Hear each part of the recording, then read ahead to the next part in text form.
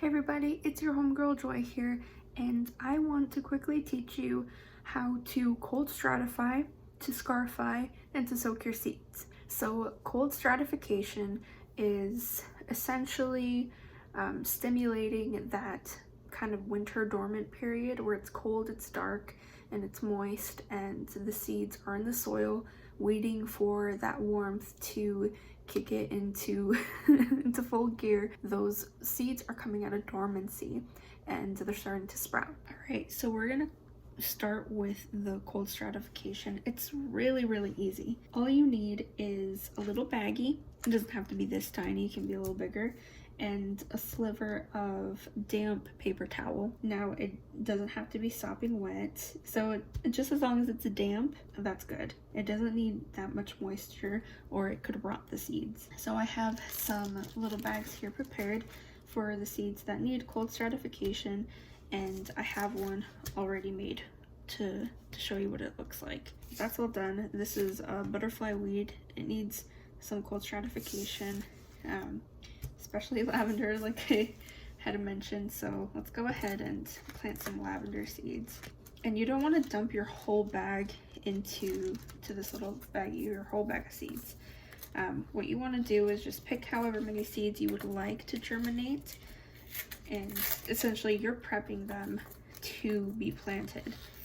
Right after stratification, you have to plant your seeds right away. And during this process, you may lose some seeds. Be gentle with the amount of the amount of water you use in the paper towel. Your goal is to just imitate some dampness, darkness, and cold. There you have it. That's all you need to do for this. Just close it back up and pop it in the fridge.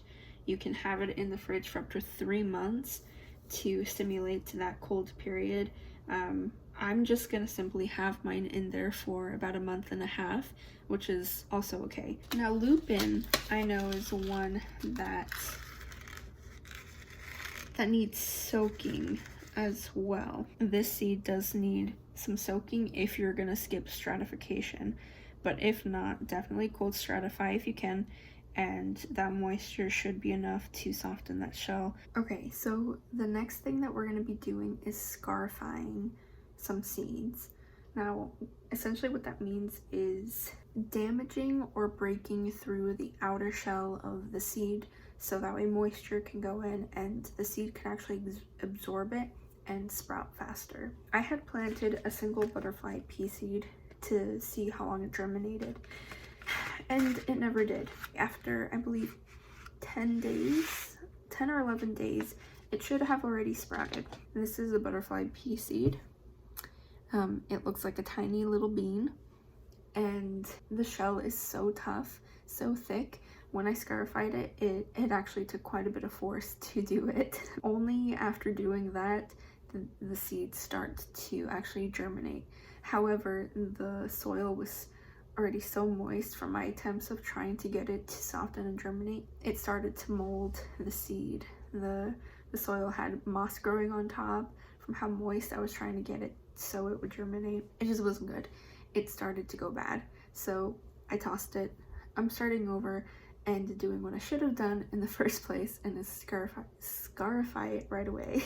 So let me show you a couple ways to do that. You're gonna want some sort of clippers or sandpaper.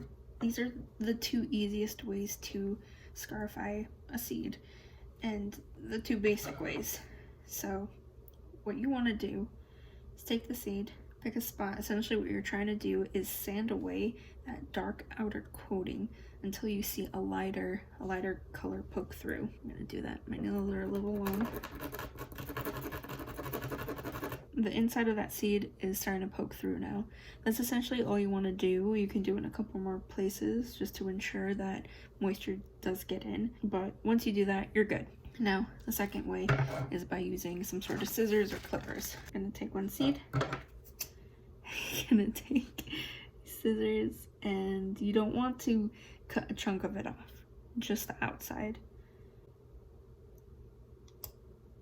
Here we go. It came off pretty easy, and that only took off the skin. And there you have it. I have all of these flower pea, these butterfly pea seeds scarified, and you can see inside of the seed that is completely intact. I have not cut off any bit of that. I am actually gonna also soak these for just a few hours. I'm only gonna do it overnight, nothing crazy, just about 8 hours. That's gonna lead into soaking seeds. Soaking seeds is another way to scarify a seed. Essentially, you're just plopping your seeds into a little bit of water, leaving it overnight up to 12 hours, and it just helps soften the outer layer of your seed, which sometimes prevents the seed from germinating as quickly as it could germinate. And usually that will take more time when you plant it in some damp seed starting soil. It'll be a little slower in soaking up all that moisture and softening and then breaking and doing all of that. Whereas if you were to go ahead and soak your thicker seeds overnight, then planting them in, there'll be more of a chance of that sprouting to happen sooner rather than later. So I'm going to be doing that with my sage seeds. I have 2 separate cups ready. These are Ben's little cups, little storage cups. There's just a little bit of water. It doesn't have to be a crazy amount. I'm going to go ahead and plop these seeds right in. So here are the scarified butterfly pea seeds.